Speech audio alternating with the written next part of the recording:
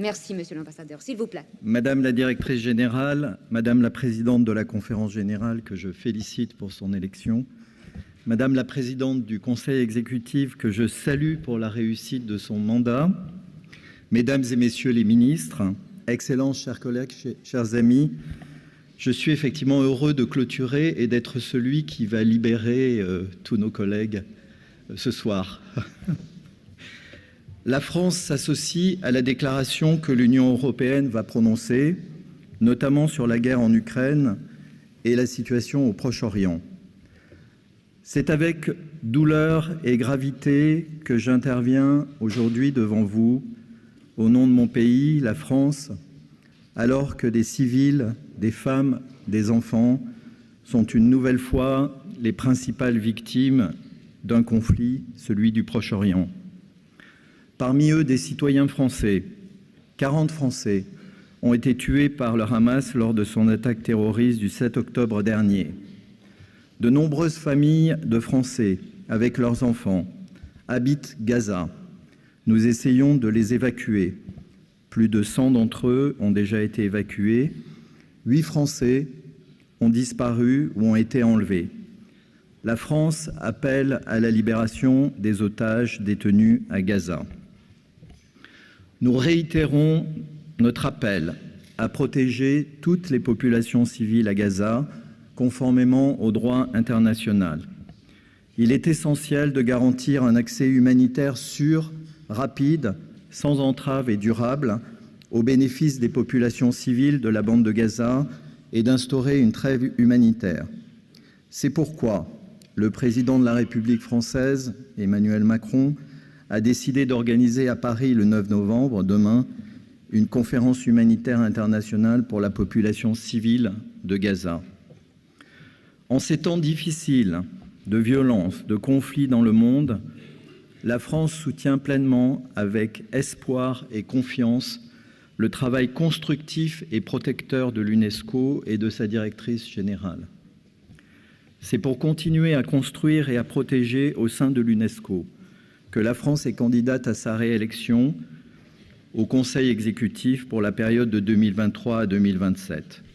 Notre contribution au 5e rang pour le budget ordinaire, au 5e rang pour les versements volontaires, avec une somme globale de 35 millions d'euros, en augmentation chaque année, marque la solidité de notre engagement.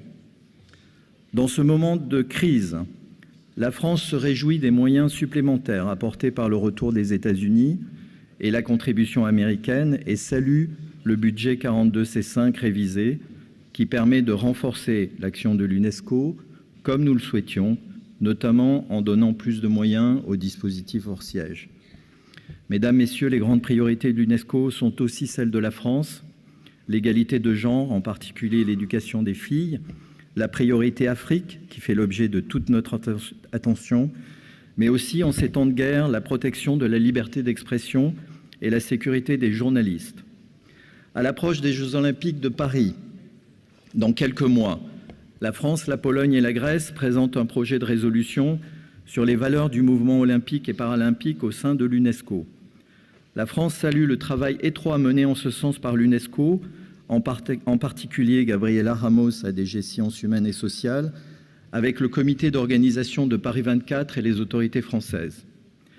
Dans le domaine de l'éducation, qui reçoit l'essentiel de nos contributions, je confirme notre plein soutien au Bureau international de l'éducation de Genève, 1 million d'euros par an depuis 2020, la mise à disposition d'un expert, et accueille avec satisfaction les conclusions positives du rapport d'évaluation. Ce matin, nous avons lancé avec Stéphanie Giannini, ADG Éducation, un symposium de 2 jours marquant le 60e anniversaire de la création de l'Institut international de planification de l'éducation. Depuis 2020, la France consacre plus d'1 million d'euros de contributions volontaires à l'IIPE, 3 millions d'euros en 2023 et 10 millions de dollars versés par l'Agence française de développement en 4 ans.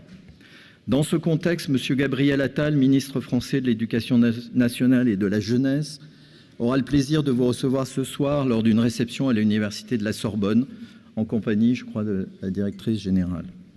La France organise aussi le premier sommet polaire international qui se déroule ici à Paris à partir d'aujourd'hui jusqu'au 10 novembre, dans le cadre du Forum de Paris pour la paix, avec la participation de l'UNESCO.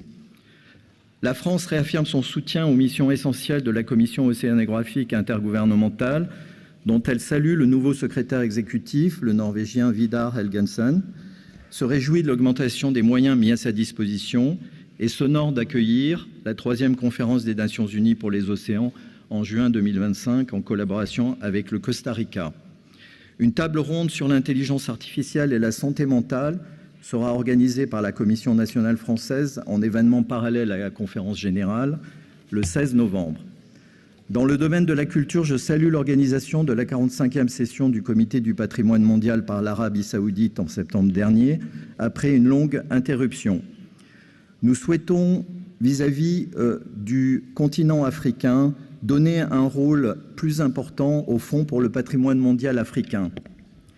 Madame Rima Abdul-Malak, ministre française de la Culture, participera à la 4e conférence intergouvernementale sur Ankor le 15 novembre à l'UNESCO, en raison du rôle historique et central de la France, coprésidente avec le Japon dans la conservation du site.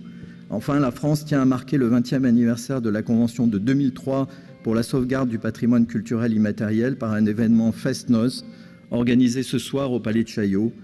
Partout, la France se tient aux côtés de l'UNESCO pour protéger le droit à l'éducation, la liberté de la presse, le patrimoine culturel et soutenir la lutte contre l'impunité. Je vous remercie. Merci beaucoup, Votre Excellence.